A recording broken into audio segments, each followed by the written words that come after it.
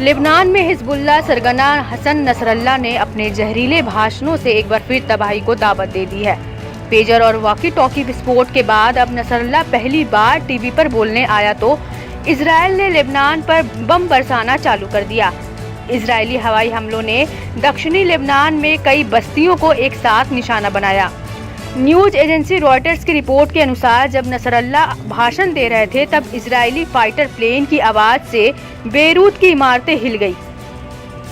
IDF x पर post कर कहा कि हम वर्तमान में हिजबुल्लाह की आतंकवादी क्षमताओं और बुनियादी ढांचे को नष्ट करने के लिए लेबनान में हिजबुल्लाह के ठिकानों पर हमला कर रहे हैं। दशकों से हिजबुल्लाह ने नागरिक घरों को हथियार बना रखा है, उनके नीचे सुरंग खोद रखी है और नागरिकों को मानव ढाल के रूप में इस्तेमाल किया है, जिससे दक्षिणी लेबनान एक युद्ध क्षेत्र में बदल गया है।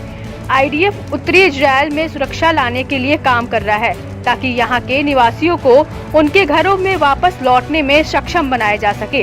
वहीं दूसरी ओर लेबनान पर इजराइल के हमले से बौखलाए नसरल्लाह ने अपने भाषण में कहा कि इजराइल ने डिवाइस में विस्फोट कर युद्ध का ऐलान कर दिया है। उनके भाषण के दौरान लेबनान के कई इलाकों में इजरायली लड़ाकू विमानों को काफी नीचे उड़ान भरते हुए देखा गया है।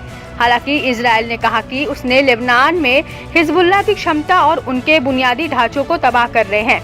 बता दें कि इजराइल ने पेजर और वॉकी टॉकी हमलों में अपनी संलिप्तता को लेकर चुप्पी साध रखी है। उसने न तो इसकी पुष्टि की है और न ही किसी जिम्मेदारी से इनकार किया है। हालांकि कई सुरक्षा सूत्रों ने संकेत दिया है कि इस ऑपरेशन को देश की खुफिया एजेंसी मोसाद ने अंजाम दिया था। आपको बताते चले कि लेबनान पर बीते 2 दिनों से इजराइल ने 2 बड़े हमले किए। पहले मंगलवार यानी कि 17 सितंबर को पेजर धमाका और फिर बुधवार यानी कि 18 सितंबर को walkie talkie, solar panel, fingerprint devices और रेडियो में ब्लास्ट हुए, जिससे कई लोगों के मारे जाने की खबर सामने आई है। मंगलवार को लेबनान में हिजबुल्लाह के सदस्यों की ओर से इस्तेमाल किए जाने वाले पेजर में विस्फोट होने से 12 लोग मारे गए और लगभग 3000 लोग घायल हो गए थे।